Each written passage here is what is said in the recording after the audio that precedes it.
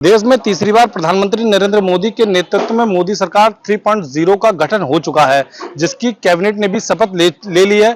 चलिए इसी संबंध में हम उधम सिंह नगर जिले के मुस्लिम समाज के लोगों से बातचीत करेंगे और जानेंगे मोदी सरकार 3.0 को लेकर क्या सोचते हैं और क्या उम्मीदें हैं मुस्लिम समाज के लोगों को मोदी सरकार से। चलिए बातचीत करते हैं और जानेंगे क्या कहना है उनका और क्या उम्मीदें हैं। क्या नाम है आपका? मेरा नाम सैयद इकराम हुसैन है। इकराम जी, ये बताइए कि तीसरी बार देश में मोदी सरकार बनी है, क्या उम्मीदें हैं आपको? क्या लगता है आपको कि मुस्लिम समाज के लोगों के लिए किस तरह का विकास करेगी एनडीए सरकार? जैसा कि आपको पता है कि 10 साल में भारतीय जनता पार्टी की सरकार रही है और तीसरी बार मोदी जी प्रधानमंत्री बने हैं। और जो अधूरे कार्य थे अगर आप बात करेंगे, एम्स आया है किच्छा में बस अड्डा आया है, डिग्री कॉलेज आया है, तो उसमें मुस्लिम समाज का क्या, सारे समाज का फायदा हो रहा है। ये क्या बात है कि आप मुस्लिम समाज का, हाँ मुस्लिम समाज की कोई स्कीम्स अलग से दी गई हैं, लेकिन बाकी जितने भी विकास हुए हैं वो सभी के लिए हुए हैं। इसीलिए भारतीय जनता पार्टी का एक नारा है, सबका साथ सबका विकास। रही बात विकास की, तो विकास सबका करती है, चाहे साथ मिले ना मिले। रामपुर का आपने इलेक्शन में वाकया सुना होगा कि 432 घर, एक मुस्लिम इलाका था, 432 घर दिए गए मुस्लिम समाज के लोगों को, उसमें कोई हिंदू समाज का नहीं था। उसके बाद भी उस बूथ से 0 वोट निकला। उसके बाद भी भारतीय जनता पार्टी ने, सरकार बनते ही मोदी जी ने पहला काम यही करा कि उस जो आपकी जो आंकड़ा था उस आंकड़े को बढ़ाकर उसको पैसा ज्यादा मकान देने का काम फैसला किया। दूसरा, किसानों के लिए और ज्यादा धनराशि देने की फैसला किया। तो चाहे साथ हो या ना हो, हालांकि हम ये जानते हैं कि किच्छा विधानसभा और उधम सिंह विधानसभा और लोकसभा से हमारे बहुत अच्छे मुस्लिम बूथ से इस बार फायदा मिला है, क्योंकि यहाँ के लोग जान गए हैं कि हमारे हितैषी कौन है। हमारे हितैषी वो नहीं है जो 30,000 एक तरफा वोट लेने के बाद और हमें दर दर हमारे रास्तों पे हमें कांटा बन के दिखाते हैं। वही लोग जो ये कहते हैं कि हम तुम्हारा काम करेंगे। मैं आज भी फिर चैलेंज देता हूँ कि आज चल के देख लिया आप सरौली में, किच्छा में या किच्छा विधानसभा किसी गाँव में जहां से मुस्लिम में एक तरफा वोट पड़ा, क्या काम हुआ? बड़ा काम हुआ। हाँ, क्या काम हो रहा है? लोगों के पर्सनल काम हो रहे हैं। पर्सनल काम के अलावा कांग्रेस की सरकार के जो विधायक या फिर जो पहले के जो नेता थे, उनकी सोच वही है कि व्यक्तिगत काम करो, जनता का काम नहीं करो। दरों से लेके आप किसी भी इलाके निकल जाओ मुस्लिम बूथ पे, वहां पर सिर्फ व्यक्तिगत काम हो रहा है, सार्वजनिक काम किसी का नहीं हो रहा है। और भारतीय जनता पार्टी की जो सरकार है वो सबका काम करती है। एम्स लाई है तो सबके लिए लाई है, अश्विनी चौबे यहाँ पे सर्जन आए सबके लिए आए। सबसे ज्यादा फायदा मुस्लिम समाज को हुआ।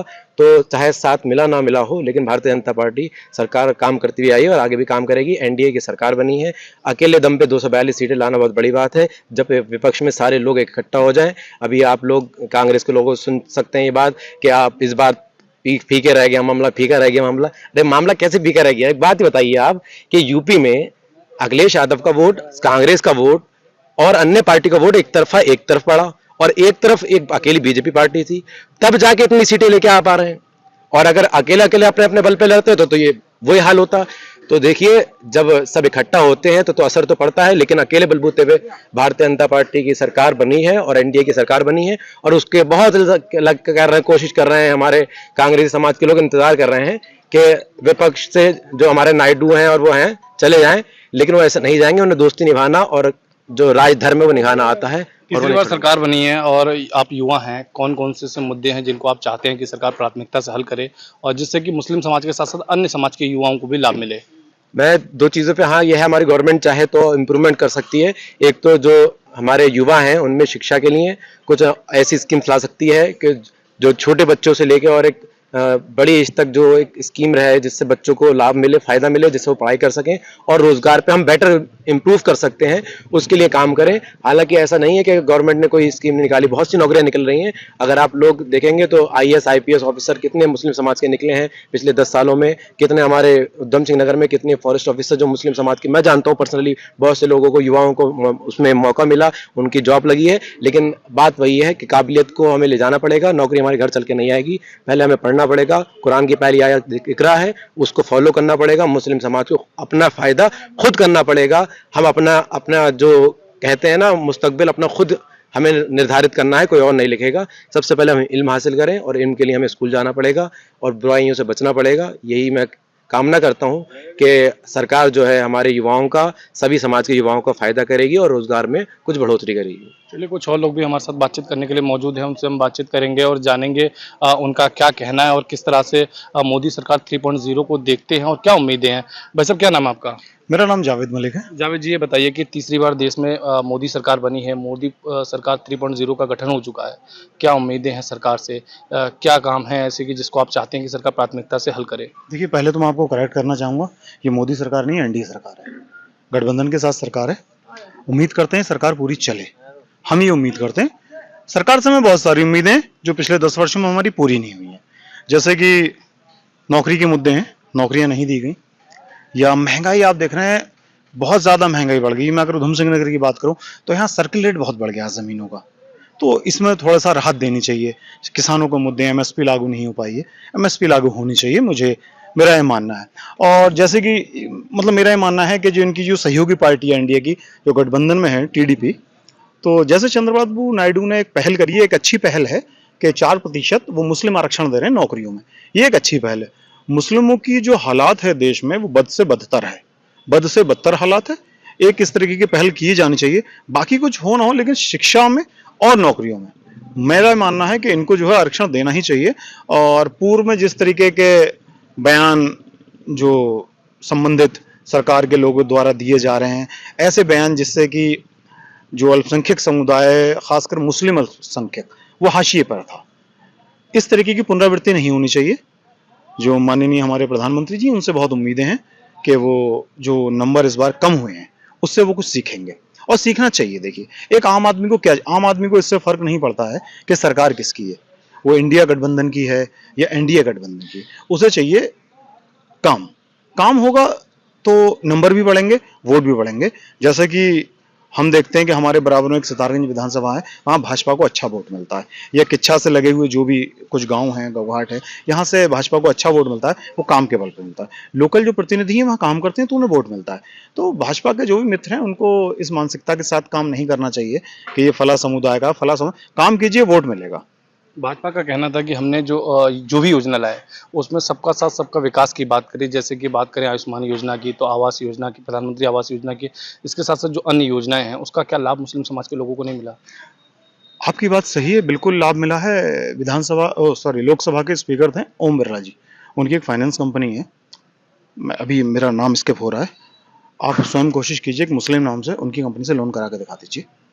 ये कड़वा सच है, उनकी कंपनी से मुस्लिम को लोन नहीं मिलता है। आप ही किच्छा में ट्राई कीजिए, रुद्रपुर के ऑफिस है, वहां ट्राई कीजिए, नहीं मिलता है। देखिए, सबका साथ सबका विकास एक नारे के रूप में तो अच्छा लगता है, लेकिन एक्चुअल में उस पर काम नहीं होता है। 10 साल में कितना काम हुआ? क्या कुछ परिवर्तन हुआ मुस्लिम समाज के जीवन में? जी हाँ, बिल्कुल, मैं मानता हूँ, बिल्कुल परिवर्तन हुआ है। परिवर्तन ये हुआ है कि मुस्लिम सहभागिता जो है राजनीति में कम हुई है, और उसका असर हमें एनडीए सरकार में देखने को मिला। कि जो मेरी जानकारी है, गलत भी हो सकती है, कि शायद आजादी के बाद पहली बार ऐसा हुआ है कि मंत्रिमंडल में एक भी अल्पसंख्यक मुस्लिम नहीं है, अल्पसंख्यक मुस्लिम नहीं है। तो ये एक परिवर्तन है, और एक अच्छा परिवर्तन ये हुआ है कि मुसलमानों को लगा कि अब नेतागिरी से काम नहीं चलेगा, अब कारोबार की तरफ ध्यान दिया जाए और बच्चों को पढ़ाया जाए। उसका नतीजा ये है कि जो मुस्लिम वर्ग के बच्चे हैं, जो अपनी काबिलियत के दम पर, आप ध्यान दीजिए मेरी बातों को, कि अपनी काबिलियत के दम पर वो नौकरियों में निकल रहे हैं। लेकिन जैसे कि एक अग्निवीर योजना आई, क्योंकि हमारा राज्य एक पहाड़ी राज्य है, यहाँ जब हम पहाड़ पर जाते हैं तो वहाँ की एक बड़ी आबादी फौज की तरफ आकर्षित, तो फौज में जाना चाहती है। तो जो अग्निवीर जो योजना है, उसमें संशोधन की आवश्यकता है, या उसको पूर्ण रूप से खत्म किया जाना चाहिए। एटलीस्ट उनको शहीद का दर्जा मिलना चाहिए, उसकी सीमा जो है उसको बढ़ाना चाहिए, उनका मानदेय बढ़ना चाहिए। मेरा मानना है, पहाड़ी राज्य, यहाँ लोगों के पास इतना नहीं होता है एसेट कि वो अपना काम कर सकें। तो कुछ ऐसी चीजें हैं जिस पर सरकार को ध्यान देना ही चाहिए। और मेरा मानना है कि युवाओं का जो रोष था, युवाओं का रोष ही ये जो गवर्नमेंट थी, भाजपा गवर्नमेंट, उसको देखने को मिला है कि उसके नंबर कम हुए हैं। और जैसे कि जो सहयोगी दल हैं एनडीए के, उन्होंने भी कहा है कि जो अग्निवीर योजना उस पर पुनर्विचार होना चाहिए, या अन्य जैसे यूसीसी को लेकर एक बयान आया है जेडीयू का कि उस पर पुनर्विचार होना चाहिए। तो इन चीजों पर पुनर्विचार होना चाहिए। देखिए, समय के साथ स्कीमें बदलती हैं, सब कुछ होता है, लेकिन सारे वर्ग जितने हैं उन सबको विश्वास में लेकर काम करना चाहिए। ऐसा नहीं है कि आपने बस एक फरमान जारी कर दिया कि ऐसा होगा, नहीं, ये चीज गलत है। सबको विश्वास में लेकर करिए, बिल्कुल करिए। समाज को अगर आगे बढ़ना है तो बदलाव तो करने पड़ेंगे, लेकिन सबको साथ लेकर। चलिए कुछ और लोगों से बातचीत करेंगे और जानेंगे उनका क्या कहना है कि मोदी सरकार 3.0 को लेकर किस तरह से सोचते हैं। क्या नाम है आपका? मेरा नाम है बाबू अलवी। अलवी जी, ये बताइए कि तीसरी बार देश में प्रधानमंत्री नरेंद्र मोदी के नेतृत्व में एनडीए की सरकार बनी है। अगर कहें मोदी सरकार 3.0 बनी है तो उसको लेकर किस तरह से देखते हैं, क्या उम्मीदें हैं सरकार से आपको? इस टाइम जब जो सरकार बनी है, एनडीए सरकार जो बनी है, इससे बहुत उम्मीद है। और अब ऐसा लगता है कि एनडीए सरकार भी मुसलमानों की तरफ अपना ध्यान देगी और दे रही है। जिस तरह की बातें सामने आ रही हैं, जैसे चंद्रबाबू नायडू जी ने भी कहा था 4% आरक्षण को लेके, और जो हमारा एक मुस्लिम समाज में हर साल जो हज पे जाते हैं बहुत बड़ी तादाद में, हमारे मुस्लिम समाज के लोग जो हज को जाते हैं, उसमें भी 1 लाख रुपए की छूट देने की बात हुई। अगर 1 लाख रुपए की छूट हर हाजी को पूरे देश में मिल जाती है तो ये एक बहुत बड़ा योगदान मुसलमानों के लिए होगा और बहुत बड़ी राहत की बात होगी। इतनी महंगाई के टाइम में अगर 1 लाख रुपए का योगदान हज के टाइम पे मिल जाता है मुसलमानों को, तो ये बहुत बड़ा योगदान होगा। और कौन कौन सी उम्मीदें हैं कि कौन सी योजनाएं थी जो पिछले 10 साल में मतलब नहीं बन पाई, जिनको मुस्लिम समाज के लोग चाहते हैं कि बने, जिससे कि मुस्लिम समाज के साथ साथ अन्य समाज के लोगों को भी लाभ मिले? देखिए, सबसे बड़ा बस मुद्दा एक ही था कि आरक्षण का मुद्दा था। वो आरक्षण का मुद्दा चल ही रहा है। बाकी ऐसी कोई भी ऐसा मोदी जी ने नहीं किया है जिससे कोई मुसलमान को किसी भी योजना से बाहर रखा गया है। सारी योजनाओं में जो जितनी भी योजनाएं हैं उन सब में मुस्लिम भागीदारी उसमें रखा गया है, भागीदारी में। ऐसी कोई योजना नहीं जिसमें उसको पीड़ित किया गया है। चलिए कुछ और लोगों से बातचीत करते हैं, उनसे जानेंगे कि उनका क्या कहना है और मोदी सरकार 3.0 को लेके वो किस तरह से सोचते हैं और क्या सोचते हैं। क्या नाम है आपका? मेरा नाम सैयद इफ्तिखार मियां है। सैयद जी, ये बताइए कि तीसरी बार देश में मोदी सरकार बनी है, किस तरह से देखते हैं, क्या उम्मीदें हैं सरकार से और क्या कहना चाहेंगे इसको लेकर? हमारे देश में एनडीए की सरकार अभी जावेद एनडीए की सरकार है, लेकिन हमारे जो भारत के प्रधानमंत्री हैं वो भारतीय जनता पार्टी के नरेंद्र मोदी जी तीसरी बार बने हैं। पहले मैं पूरे देशवासियों को उसकी बधाई देना चाहता हूँ। और जब कोई सरकार कानून बनाती है तो उसका अमेंडमेंट भी करती है, उसकी प्रक्रिया में अगर कोई लोच होती है, कोई कमी होती है, उसको देखती भी है। ऐसा नहीं है साहब किसी को थोपा नहीं जा रहा है। अगर लगता है सरकार बेवकूफ़ नहीं है, सरकार के अंदर अपना एक जो है एक उसको देखने का पूरा छानबीन करके कोई कानून लाती है, उसके बाद अगर कोई कमी होती है उसका अमेंडमेंट करती है, उसका संशोधन करती है कि देश हित में कानून लाया जाता है। कोई भी कानून ऐसा नहीं होता कि हमारे देशवासियों को परेशानी हो। अगर उसमें कोई जब लागू किया जाता है कोई कानून, उसके अंदर कोई परेशानी देखी जाती है, उसका संशोधन भी किया जाता है।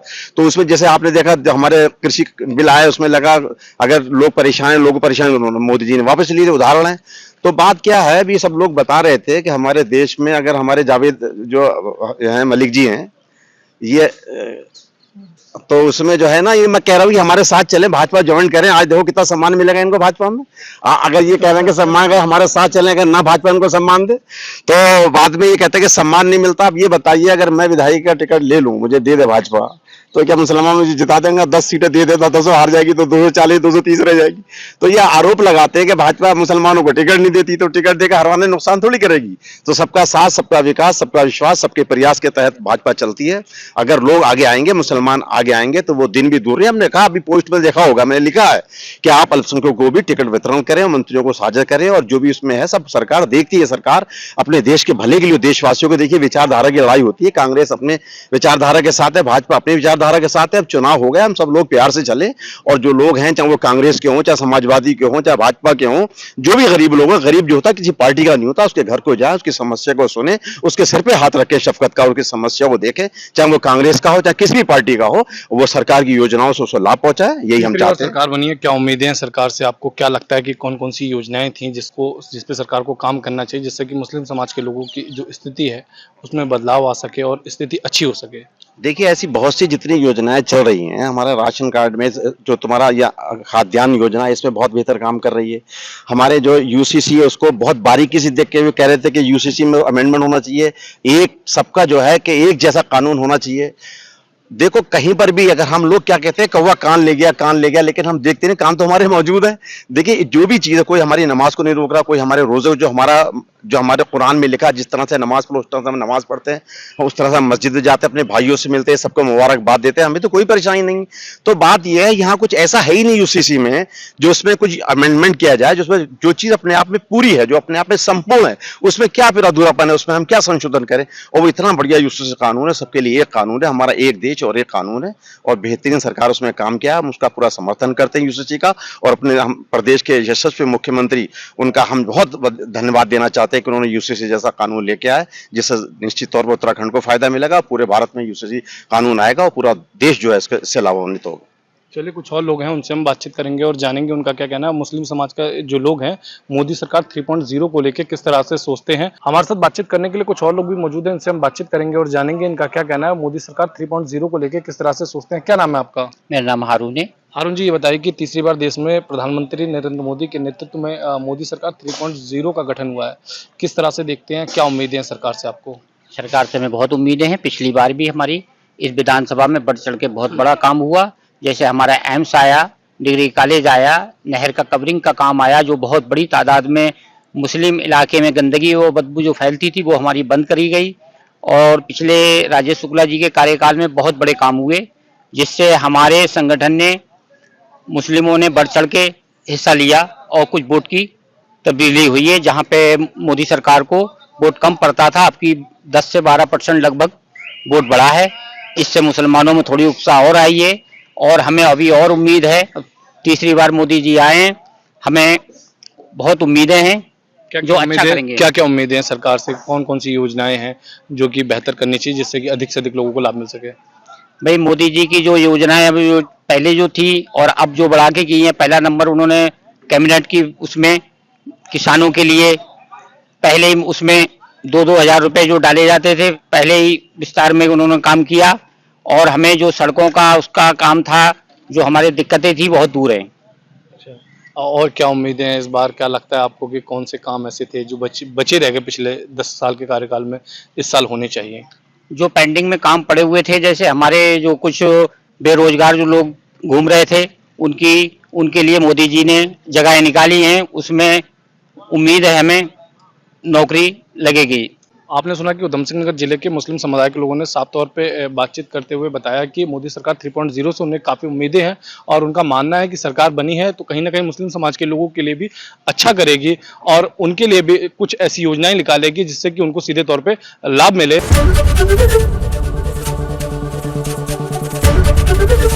एबीपी गंगा, खबर आपकी, जुबान आपकी।